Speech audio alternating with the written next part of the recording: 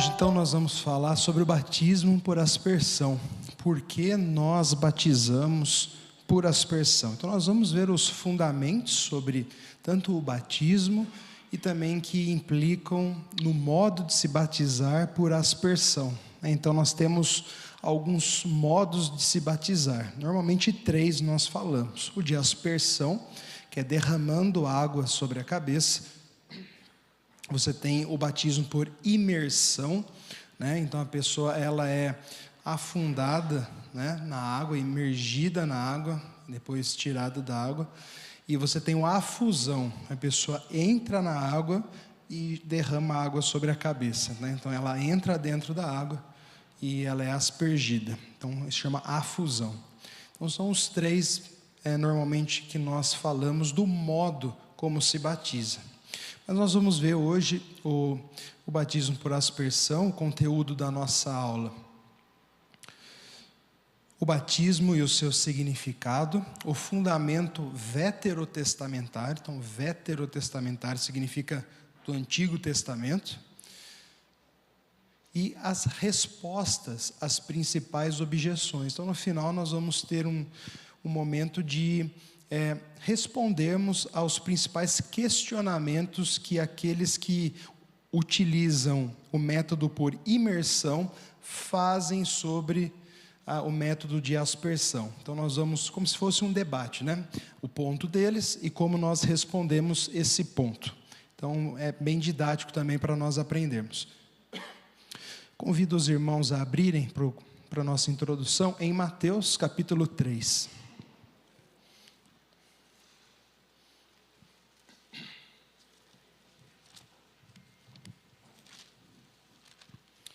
Mateus 3, do 1 ao 12, e depois os versos 16 e 17.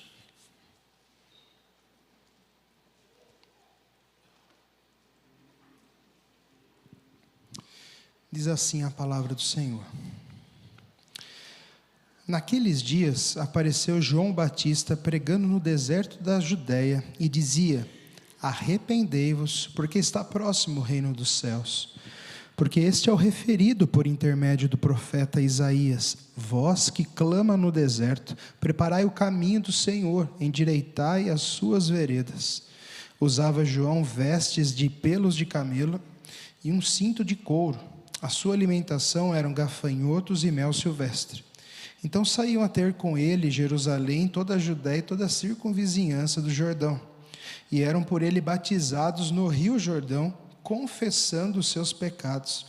Vendo ele, porém, que muitos fariseus saduceus vinham ao batismo, disse-lhes: raça de víboras, quem vos induziu a fugir da ira vindoura? Produzi, pois, frutos dignos de arrependimento, e não comeceis a dizer vós mesmos: temos por pai a Abraão, porque eu vos afirmo que dessas pedras Deus pode suscitar filhos a Abraão. Já está posto o machado à raiz das árvores. Toda árvore, pois, que não produz bom fruto é cortada e lançada ao fogo. Eu vos batizo com água para arrependimento. Mas aquele que vem depois de mim é mais poderoso do que eu, cujas sandálias não sou digno de levar. Ele vos batizará com Espírito Santo e com fogo. A sua pá ele a tem na mão e limpará completamente a sua eira. Recolherá o seu trigo no celeiro, mas queimará a palha em fogo inextinguível. Aí ele vai falar aqui sobre o batismo de Jesus, e no verso 16 e 17 diz assim: batizado Jesus, saiu logo da água, e eis que se abriram os céus, e viu o Espírito de Deus descendo como pomba, vindo sobre ele. E eis que uma voz dos céus que dizia: este é meu Filho amado, em quem me comprazo. Amém. Vamos orar? Santo Deus, poderoso Pai, bendito e louvado seja o teu nome, Senhor. Eis aqui nós, como tua igreja, teu povo, desejosos de mais uma vez ouvir a tua voz, por meio da tua palavra e do teu Espírito que habita em nós e em nosso meio. Fala conosco e nos ensina mais sobre o teu desígnio, o teu bom propósito para a nossa vida. Tem misericórdia de nós e fala conosco, pois oramos assim no nome santo e precioso de Jesus. Amém.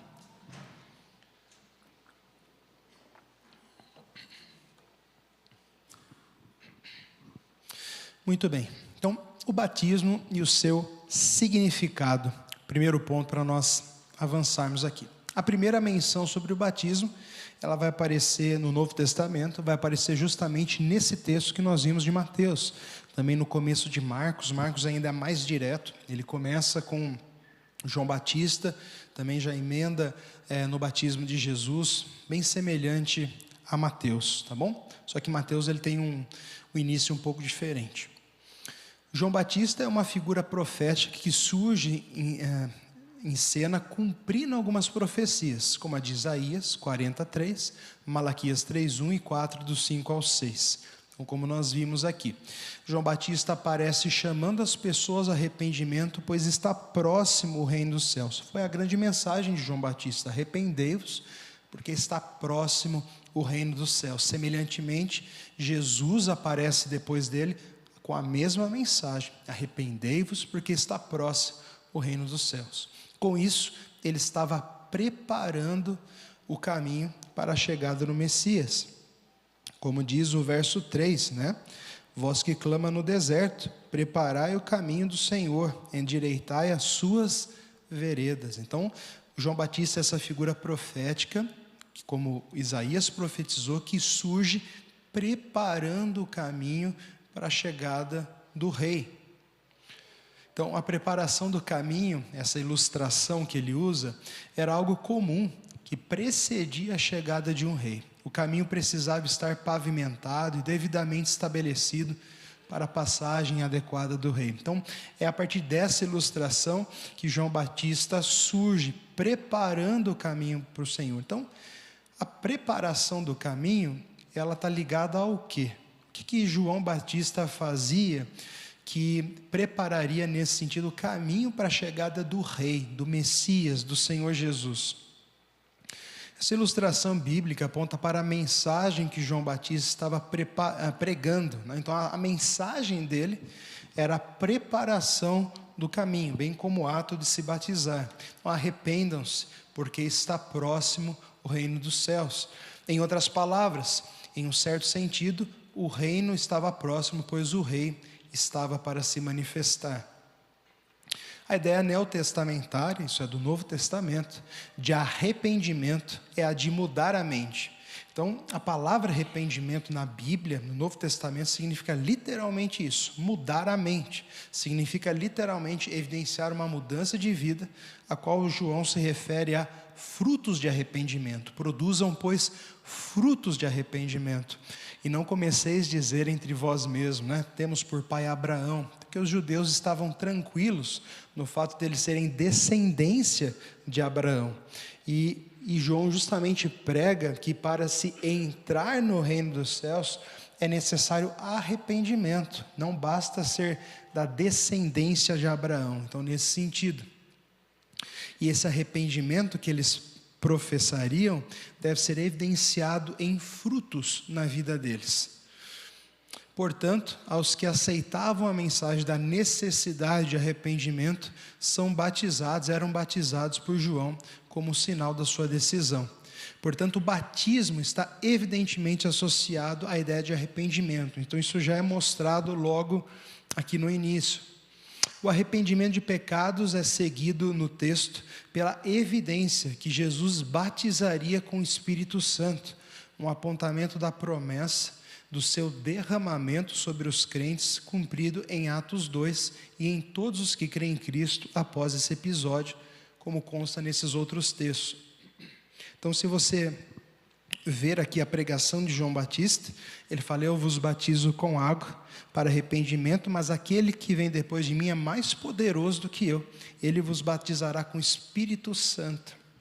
Então, mostrando e associando, não é, o batismo com água ao derramamento do Espírito Santo. Então, os irmãos vão ver, e desde já eu quero chamar a sua atenção, como para nós e como um dos principais fundamentos para o batismo, pelo método de aspersão, é por causa do símbolo do derramamento do Espírito. Nós que entendemos que o método de aspersão é o método mais fiel ao símbolo que o batismo representa, se dá justamente porque o símbolo primário, principal, que conecta, né, a forma do batismo ao seu significado, é o derramar do Espírito Santo, é o recebimento do Espírito Santo. Isso já é mostrado logo no início, no batismo, sendo colocado aqui de forma pioneira, né? Nesse sentido mais estrito, específico, por João Batista.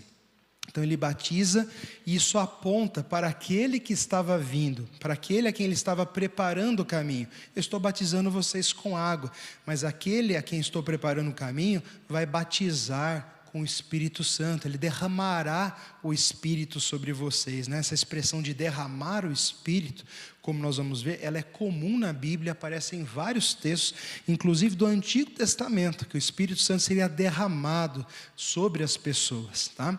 Então esse é o principal símbolo, e não apenas isso, seguindo o texto, o que acontece? Jesus é batizado por João, e assim que ele é batizado, saindo da água, o Espírito Santo vem sobre ele, é derramado sobre Jesus. Então veja as conexões, né? A dupla ênfase no texto. O batismo, que aponta para o batismo do Espírito de Jesus, o batismo de Jesus com água e ele recebendo o Espírito, né? Então veja essas profundas conexões, isso é um fundamento principal aqui. Pouco antes de subir aos céus, Jesus, com o corpo ressurreto, disse aos seus discípulos. Então, alguns outros fundamentos ligados ao batismo. Então, Jesus morreu, ressuscitou. A Bíblia fala que ele ficou ainda, antes de voltar aos céus, 40 dias com os seus discípulos. Atos capítulo 1 vai mostrar isso para nós. Então, ele apareceu em diversas circunstâncias, inclusive comendo com os seus discípulos, né? Aí, lá no texto de Atos 1, verso 4 e 5, diz: E comendo com eles, determinou-lhes que não se ausentassem de Jerusalém, mas que esperassem a promessa do Pai, a qual disse ele: de mim ouvistes. Porque João, na verdade, batizou com água, mas vós sereis batizados com Espírito Santo, não muito depois desses dias. Então Jesus retoma aquela promessa, aquilo que foi dito, e associa o batismo com água ao derramamento do Espírito Santo, conectando então o batismo ao seu significado primário, que é o derramar do Espírito Santo. Então essa conexão é feita por Jesus. Então fiquem em Jerusalém e aguardem a promessa do derramar do Espírito Santo. Repare como o batismo, então, com água, sempre está associado ao batismo, ao derramar do Espírito. O primeiro sempre representa o segundo. Em Atos capítulo 2, então, aqui em Atos 2, nós vemos esse cumprido o dia de Pentecostes, eles estavam reunidos orando, e ali vem o Espírito sobre eles. E logo após esse recebimento da promessa, do derramamento do Espírito, Pedro faz uma pregação para multidões, né? Em Atos capítulo 2, após Pedro pregar o seu sermão, no dia de Pentecostes, quase 3.000 pessoas se converteram e lhe perguntaram: que faremos? E a resposta foi: arrependei-vos e cada um de vós seja batizado. Em Atos 11, Pedro aparece testemunhando sobre uma experiência que teve ao pregar o evangelho na casa de alguns gentios. Então é um texto, Atos 11, que é aquele texto que Pedro tem a visão de um lençol descendo do céu, com animais que eram considerados imundos para o povo judeu, né? Como por exemplo o porco. E ali no sonho vem a voz e diz: mata e come. Então é uma referência que aquilo que antes era imundo, Deus considerou agora puro, uma referência à pregação do evangelho sendo estendida e alcançando os gentios. Tanto é que depois desse sonho, ele tem essa experiência, né, que ele vai pregar para pessoas numa família gentia e as pessoas se convertem. Então Pedro está falando, relatando o que aconteceu aos líderes de Jerusalém que ainda tinham essa resistência quanto à aceitação dos gentios na sua comunidade da fé. Olha só o que diz o texto: quando porém comecei a falar, caiu o Espírito Santo sobre eles, como também sobre nós no princípio. no princípio, em Atos capítulo 2, quando eles receberam. Então me lembrei. Então veja, quando Pedro entende que foi derramado o Espírito sobre eles, porque naquela ocasião eles se manifestavam de uma certa forma, então ele viu que eles receberam o Espírito Santo. Então me lembrei da palavra do Senhor, de Jesus, quando disse: João na verdade batizou com água, mas vós sereis batizados com o Espírito Santo. Pois se Deus lhes concedeu o mesmo dom que a nós, isso é, o Espírito Santo, nos outorgou quando cremos no Senhor Jesus, quem era eu para que pudesse resistir a Deus? E ouvindo eles essas coisas, apaziguaram-se e glorificaram a Deus, dizendo: logo também aos gentios foi por Deus concedido o arrependimento para a vida. Então, mais uma vez o texto associando, Pedro associa o derramar do Espírito com o batismo por água. Ele se lembra e conecta as coisas que Jesus falou. O batismo foi instituído por Jesus Cristo após a sua ressurreição. Então, o que Cristo disse? O texto da grande comissão. Ide, portanto, fazei discípulos de todas as nações, batizando-os em nome do Pai, do Filho e do Espírito Santo. O batismo corresponde à circuncisão. Nós vimos isso daqui em aulas passadas, na antiga aliança. A circuncisão foi instituída como um sinal e selo do pacto estabelecido por Abraão. Então, a pessoa no Antigo Testamento que iria entrar para o povo, fazer parte da aliança, era circuncidada. E a circuncisão, então, era um símbolo da entrada da pessoa na antiga aliança. O batismo, por sua vez, é o sinal e o selo da nova aliança, que foi estabelecido por Jesus. Nesse sentido, ele marca a nossa entrada e a nossa participação nas bênçãos do pacto da graça. O batismo aponta também, então, outro significado do batismo, aponta para a nossa união com Cristo, a nossa nova vida nele, e a purificação dos nossos pecados, no sepultamento do velho homem. Veja o texto. Então, o símbolo primário é o derramamento do Espírito. E nós vamos ver em vários textos como o recebimento do Espírito, que é o símbolo primário do batismo, está profundamente conectado à nossa união com Jesus, ao sepultamento do velho homem para sermos novas criaturas e a purificação dos nossos pecados. Então, o recebimento do Espírito está associado nessas três coisas: união com Cristo, o novo nascimento, purificação dos nossos pecados. Então, o Espírito em nós implica nessas três coisas. Romanos 6 diz assim: fomos, pois, sepultados com ele na morte pelo batismo, para que, como Cristo foi ressuscitado dentre os mortos, pela glória do Pai, assim também andemos nós em novidade de vida. Porque se formos unidos com ele na semelhança da sua morte, certamente o seremos também na semelhança da sua ressurreição. Sabendo isto, que foi crucificado com ele o nosso velho homem, para que o corpo do pecado seja destruído e não mais sirvamos o pecado como escravos. Então mostra como o batismo, então aponta para essa realidade. Uma vez que temos o Espírito Santo, nós vivemos em novidade de vida. O corpo do pecado, nós somos purificados do pecado. Então, o texto evidencia essa realidade. Portanto, o batismo é símbolo primário do derramar do Espírito Santo sobre a vida dos crentes, o que em si caracteriza o seu novo nascimento, sua união com Cristo e a purificação dos seus pecados. Dessa forma, o batismo é o sinal que evidencia a entrada do povo à aliança de Deus. Outros textos que conectam o principal símbolo do batismo, o derramar do Espírito Santo, aos seus significados. Então, esses textos que eu vou mostrar fortalecem isso, mostram como o símbolo primário do batismo, que é o derramamento do Espírito, está conectado tanto ao novo nascimento, quanto à nossa união com Jesus, como a purificação, o lavar dos nossos pecados. 1 Coríntios 6, mas aquele que se une ao Senhor é um espírito com ele. Acaso não sabeis que o vosso corpo é santuário do Espírito Santo, que está em vós, o qual tendes da parte de Deus, e que não sois de vós mesmos, porque fostes comprados por preço. Agora, pois, glorificai a Deus no vosso corpo. Então, esse texto mostra para nós que o Espírito Santo caracteriza a nossa união com Jesus.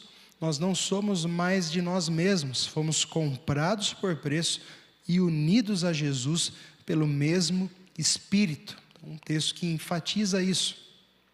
Tito 3, quando porém se manifestou a benignidade de Deus, nosso Salvador, o seu amor para com todos, não por obras de justiça praticadas por nós, mas segundo a sua misericórdia, ele nos salvou mediante o lavar regenerador e renovador do Espírito Santo, que ele derramou sobre nós ricamente por meio de Jesus, nosso Salvador. Então veja como esse texto, ele evoca uma figura do Antigo Testamento, como nós vamos ver daqui a pouco. A questão da purificação através da aspersão de sangue e de água sobre as pessoas. No Antigo Testamento, fazia parte do ritual sacramental, o sacerdote aspergir água e sangue sobre utensílios e sobre as pessoas para purificá-los. Então, Paulo evoca essa ilustração e mostra como o Espírito Santo é esse agente que nos lava, nos regenerando, que se derrama sobre nós para nos purificar dos nossos pecados. Então, ele faz essa conexão com o Antigo Testamento. Então, o primeiro texto que nós vimos anteriormente mostra a relação do Espírito à nossa união com Cristo. Esse mostra a relação do Espírito à purificação, à lavagem dos nossos pecados.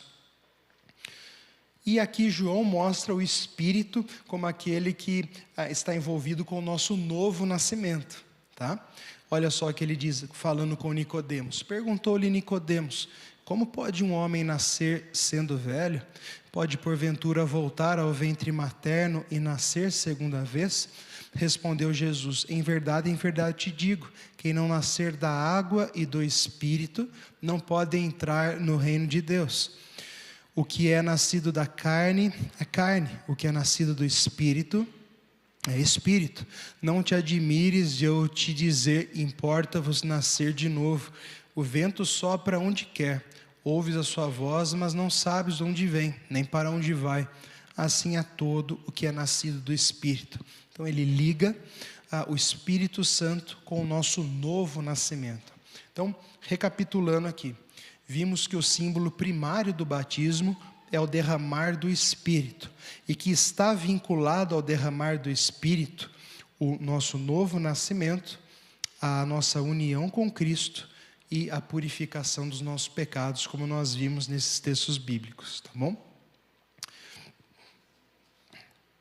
Diante do seu significado bíblico visto anteriormente e das evidências relacionadas ao batismo no Antigo Testamento, como nós vamos ver a seguir, entendemos que a forma de administrá-lo, que melhor representa o seu significado, é por aspersão, isto é, através do derramamento de água.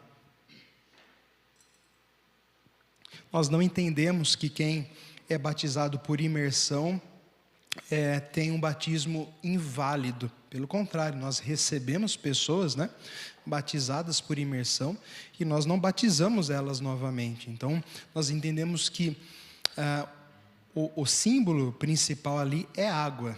Então, se for por aspersão, por imersão, teve água, foi em nome do Pai, do Filho e do Espírito Santo, como a Bíblia apresenta, é válido. Mas nós entendemos que o método por aspersão, como dissemos, é o método mais fiel ao que o batismo significa, ao derramamento do Espírito Santo, tá? Vamos continuar estudando e vendo os fundamentos. O fundamento do Antigo Testamento, veterotestamentário. Os sacramentos instituídos por Cristo no Novo Testamento encontra o seu fundamento nas páginas do Antigo Testamento, assim como nós vimos em nossos estudos anteriores. A Páscoa é o fundamento da Santa Ceia. A circuncisão é o fundamento para o batismo. O batismo, assim como a circuncisão, é o sinal que representa a entrada do indivíduo à aliança de Deus. Portanto, quais outros elementos estavam presentes no estabelecimento da aliança de Deus com o seu povo, no Antigo Testamento, que servem como fundamentos para a forma de ministração do batismo no Novo Testamento? Então, aqui nós vamos ver a questão do ritual de purificação que era feito, inclusive para se firmar a aliança de Deus com o seu povo. O ritual de purificação, administrado pelo sacerdote levítico, sempre era feito por aspersão, nunca por imersão. Vejamos suas administrações. Primeiro, toda a congregação do Sinai foi purificada por aspersão.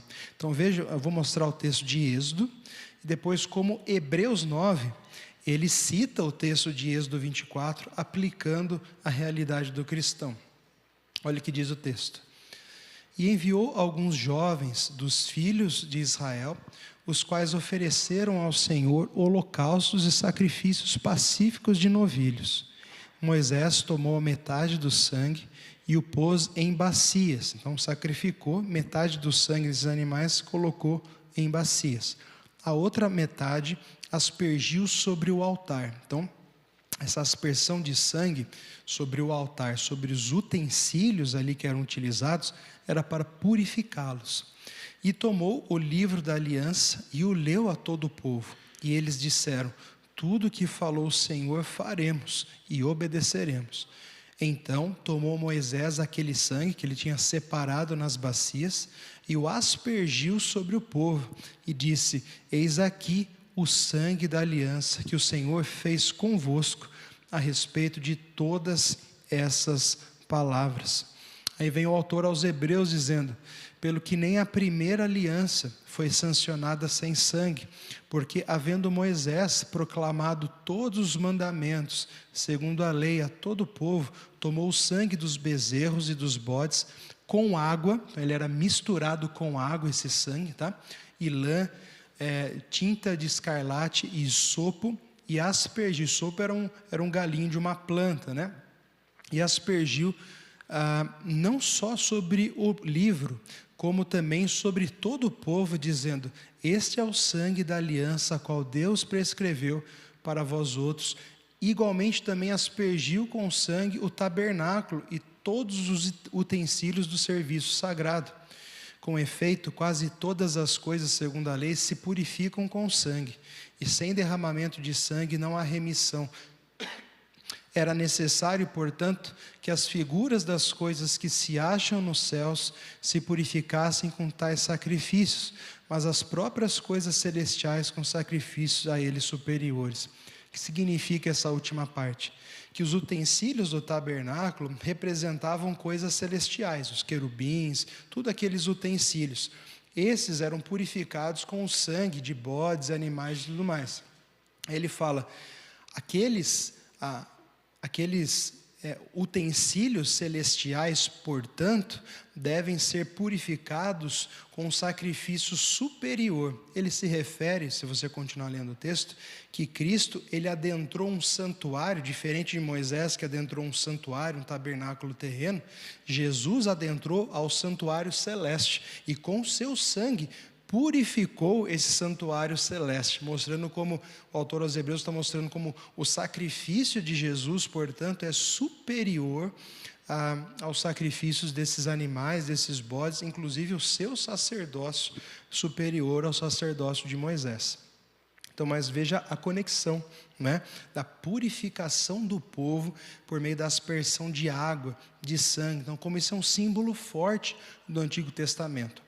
Também essa aspersão de purificação era aplicada sobre os levitas. Ao serem consagrados para o ofício, foram purificados por aspersão. Assim lhe farás para os purificar. Asperge sobre eles a água da expiação. Era essa água misturada com sangue. Os leprosos e as pessoas impuras, ao serem restaurados à congregação, eram purificados por aspersão.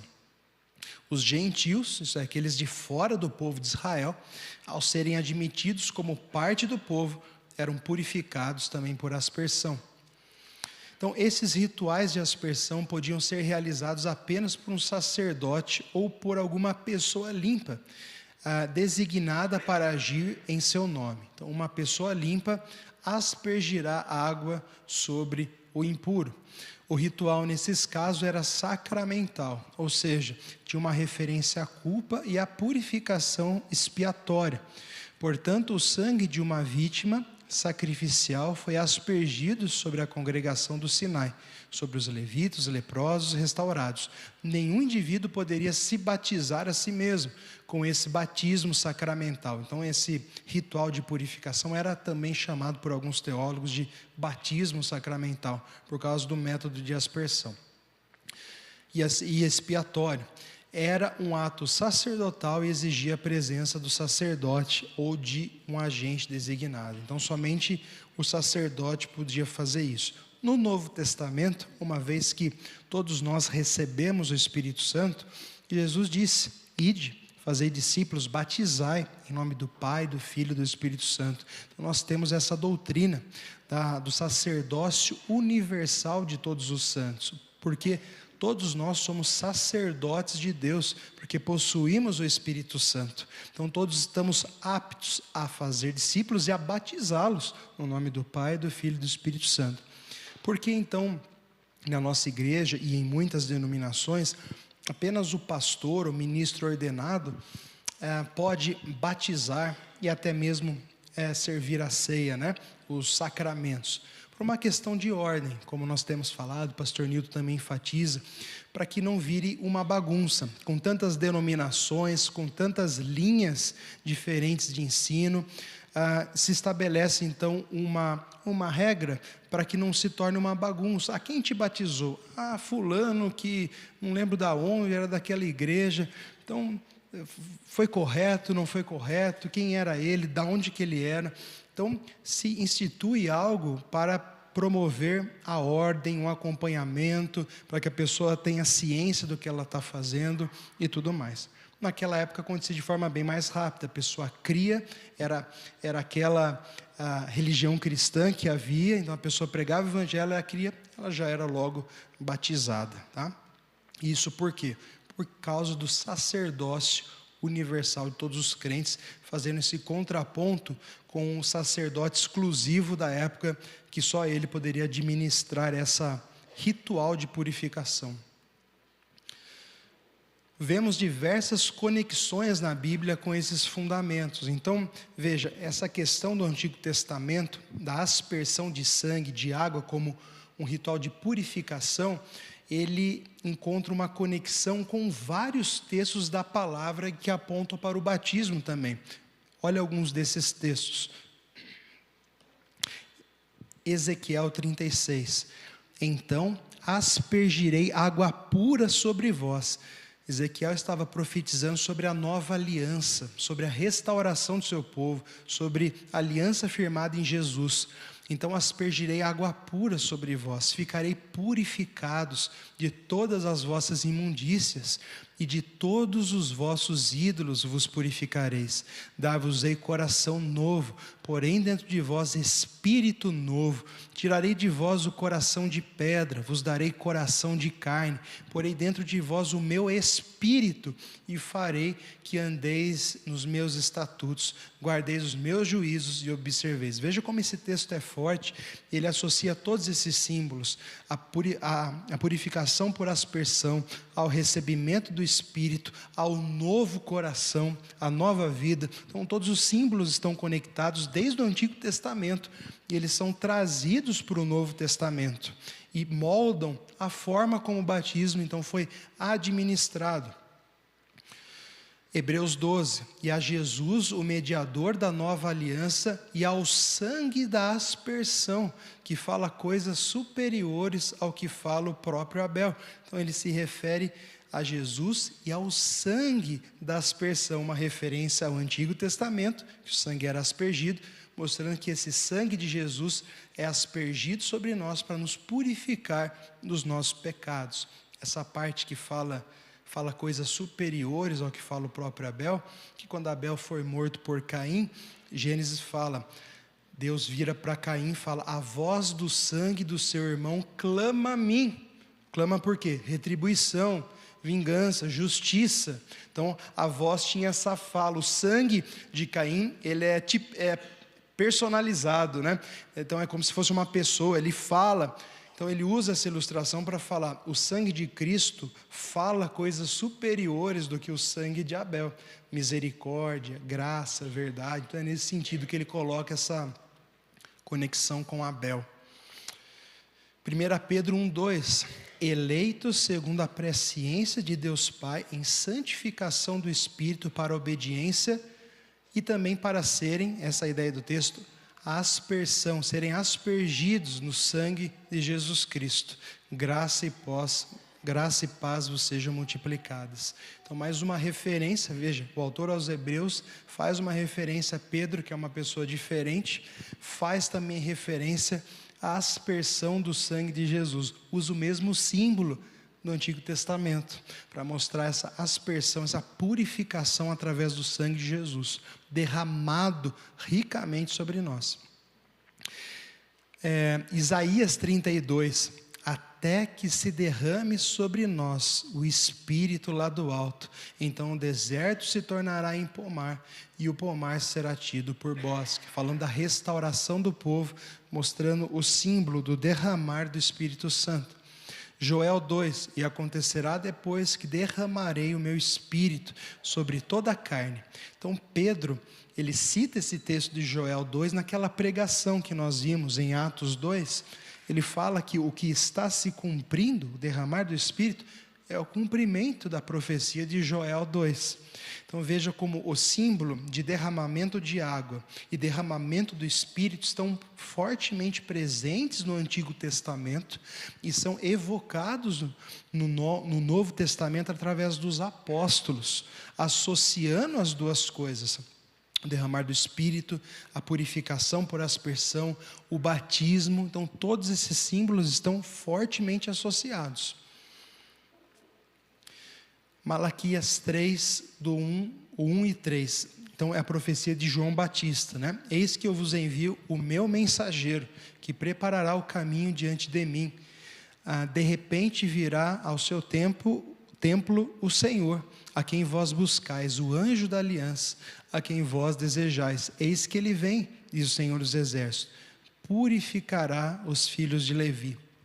Então aqui uma menção do que o mensageiro, João Batista, no verso 3, faria, esse que prepararia o caminho. Ele purificará os filhos de Levi. Obviamente, se purificar aqui é a ideia, é a ilustração da aspersão de água e de sangue. Então está falando que esse que prepararia o caminho do Senhor aspergiria água e sangue sobre os filhos de Levi, sobre o povo de Deus. É óbvio que é uma ilustração, mas nós entendemos que aponta também para a forma do batismo vinculada ao símbolo do Antigo Testamento, inclusive a própria profecia de João Batista, a ideia de aspersão. Essa é uma profecia que se refere a João Batista, como Jesus mesmo apontou, e a tal purificação que o mensageiro faria era feita, como vimos, por aspersão. Isaías 44: assim diz o Senhor que te criou e te formou desde o ventre e que te ajuda. Não temas, ó Jacó, servo meu, ó amado a quem escolhi, porque derramarei água sobre o sedento e torrente sobre a terra seca. Derramarei o meu espírito sobre toda a posteridade e minha bênção sobre todos os descendentes. Veja como água e espírito estão sempre associados. Quando ele fala para Nicodemos que nascer da água e do espírito, Isaías, a água, derramar o seu espírito. Aí Jesus se refere a esse texto é aludido por Jesus em João 7, olha o que Jesus diz: no último dia, o grande dia da festa, levantou-se Jesus e exclamou: se alguém tem sede, venha a mim e beba. Quem crer em mim, como diz as Escrituras, do seu interior fluirão rios de água viva. Isso ele diz a respeito do Espírito Santo que haviam de receber os que nele crescem. Então, veja como tudo está conectado: derramamento de água, derramamento do Espírito Santo. Jesus faz essa conexão. Tito 3, então novamente o texto que nós lemos: o lavar regenerador e renovador do Espírito Santo, que Ele derramou sobre nós ricamente. Então, é outro texto que liga o Espírito com a questão da água, porque o termo lavar traz à tona a imagem da água, né? Então, o lavar pelo Espírito, que Ele derrama sobre nós, se referindo à obra de Jesus. Então, veja como no Antigo Testamento nós temos tantos símbolos ligando derramamento de água, derramamento do Espírito, purificação por aspersão de água. Então, se nós temos essa riqueza de símbolo, como nós chegamos no Novo Testamento e vamos aplicar o batismo por imersão? Foge dos símbolos que trouxeram o significado do batismo, que ele representa a luz. Foge completamente de todas as evidências que nós temos no Antigo Testamento, tá? Então, respostas principais objeções. Os imersionistas afirmam que a palavra batismo, baptisma no grego, ou batizar, baptizo, significam respectivamente somente imersão ou imergir. Por isso, afirmam eles, o batismo deve acontecer por imersão. Então, o significado, né, a palavra grega, tanto para o verbo batizar como para o substantivo batismo, vem da palavra bapto, que no grego significa imergir, mergulhar. Então, seria a etimologia da palavra, o significado vinculado à origem da palavra. Então, diz eles, logo, o modo, a administração do batismo tem que estar ligado à etimologia da palavra, que significa mergulhar, imergir. Então, esse é o argumento, talvez o mais usado por aqueles que defendem o método de imersão. Como nós respondemos a essa objeção da parte deles? Então, as palavras normalmente possuem um campo semântico, isso é, um campo de significados mais amplo do que apenas o seu sentido etimológico, isso é, apenas do sentido da formação da palavra. As palavras adquirem usos diferentes e ganham significados também com o tempo. O mesmo acontece para esses termos. Então, é comum uma palavra significar algo e o seu campo de significado ser ampliado, obviamente baseado no seu significado primário, e ser ampliado. Isso acontece com muitas palavras em português, em latim, em vários idiomas. E também aconteceu com a própria palavra bapto, baptizo, baptisma, tá? Algumas evidências disso. Vejamos, por exemplo, o texto de 1 Coríntios 10.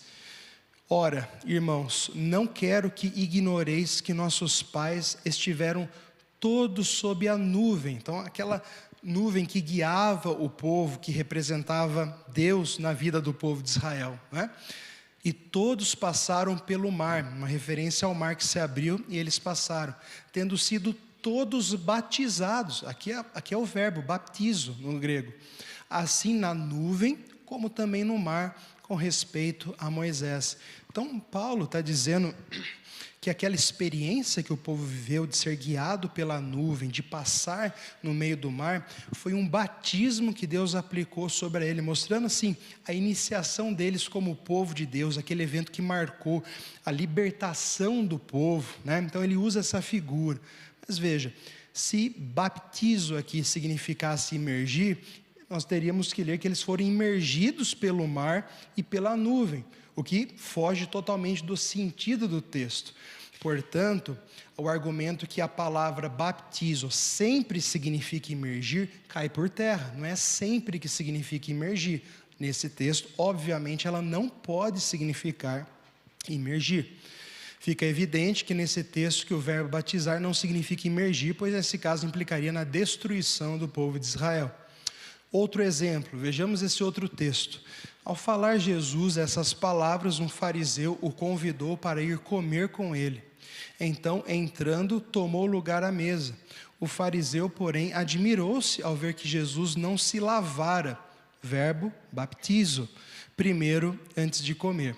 Então, será que o fariseu se admirou que Jesus não tomou um banho, não entrou dentro da água, ou ele se admirou que Jesus não lavou as suas mãos? É óbvio que está falando derramamento de água sobre as mãos, lavar as mãos. Então veja que batismo aqui não significa imergir-se dentro de água, mas tem um outro sentido.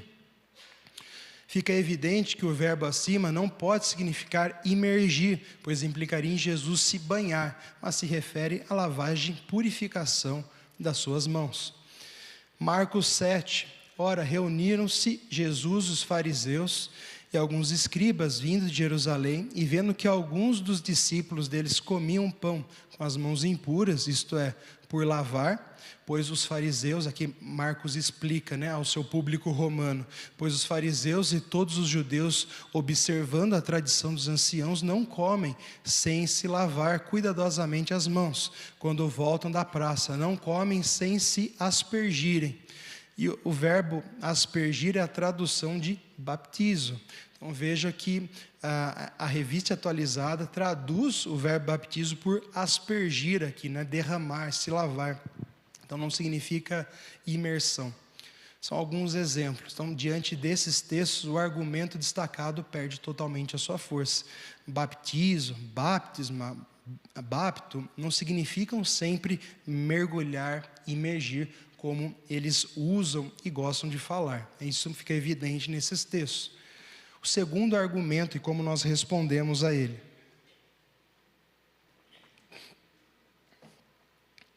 Os imersionistas afirmam também que o fato de João Batista batizar no Rio Jordão e que Jesus teria saído da água depois do seu batismo, significa que ele foi batizado por imersão. Então fala que Jesus foi batizado no Rio Jordão e fala que saindo logo da água, ele recebeu o Espírito Santo. Então eles dizem que essas duas coisas se referem ao fato que Jesus foi afundado na água.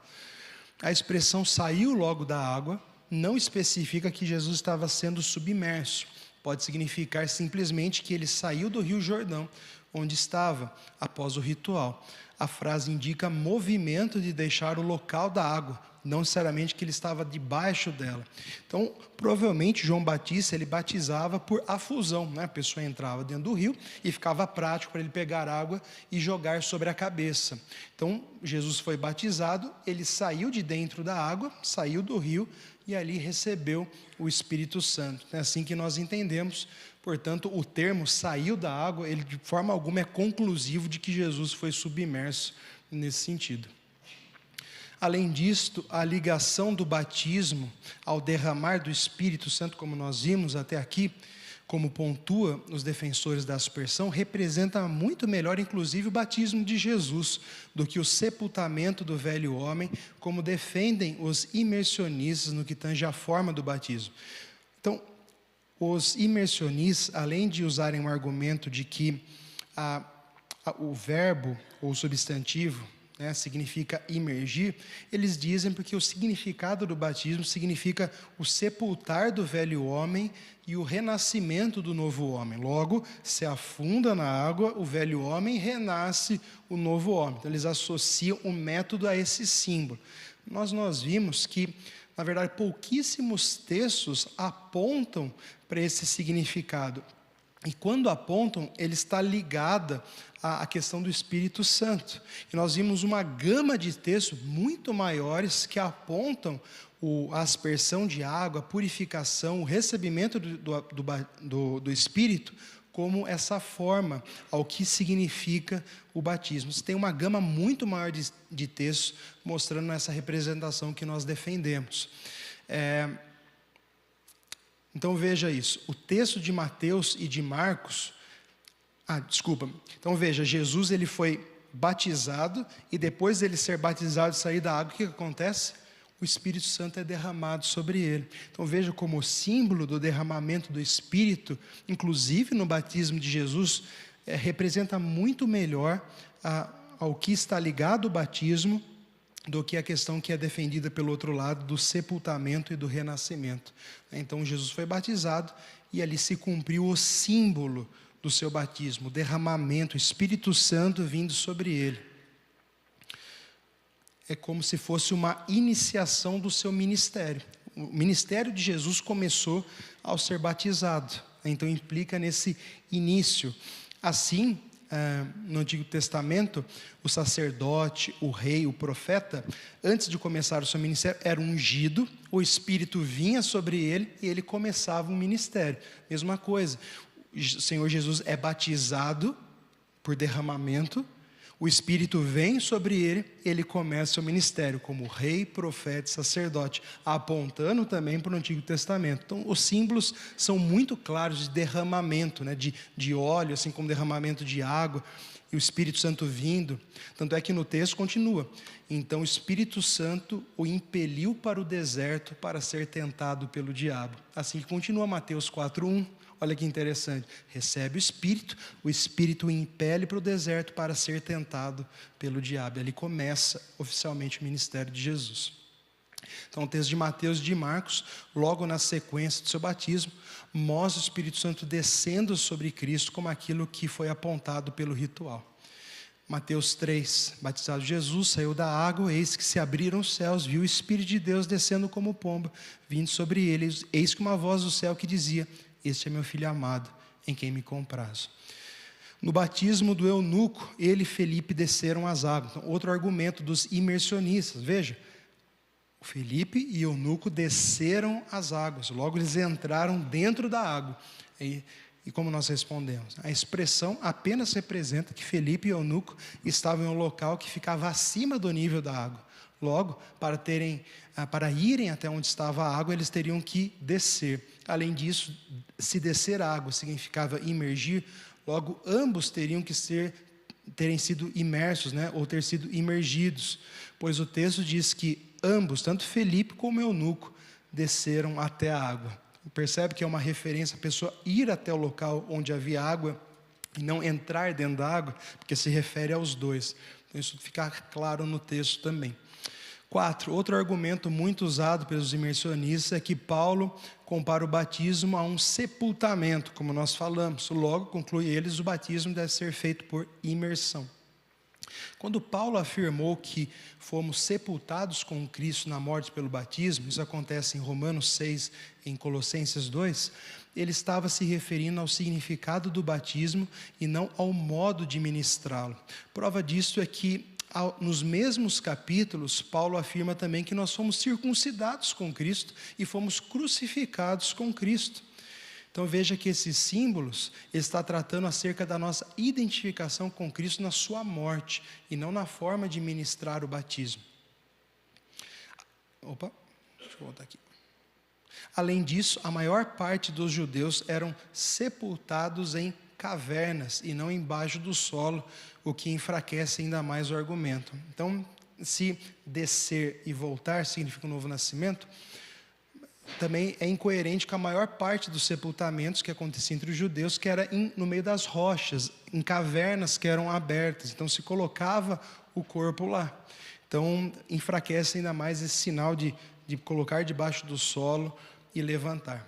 Então, o novo nascimento é uma marca do Espírito Santo agindo em nós, mas a marca principal do batismo é o derramamento do Espírito, como nós vimos na abundância de textos que se conectam a eles, tá bom?